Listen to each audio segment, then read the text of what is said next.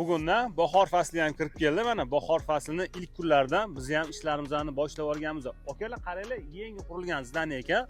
Oxirgi ishligi Ziloniy zonaliga qolgan va bizlarni chaqirishgan.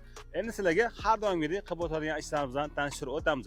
Bu yerga biz yerlari past ekan, yangi 8 kuba turpoq solib, ko'rib turganinglardek archalarni ham ekib berib, 22 tup archa ekib berdik va polyamizdan o'zimiz yetishtirgan gazonni 190 kvadrat metr tayyor rulonli gazon, fito gazondan yotqizib berganmiz. Bizga bemalol murojaat qilib olasizlar, uje kunli ham isidi. Gazonlarni yotqizishni boshladik. Har doimgidek sizlarga qilib o'tgan ishlarimizni yana ko'rsatib o'tamiz.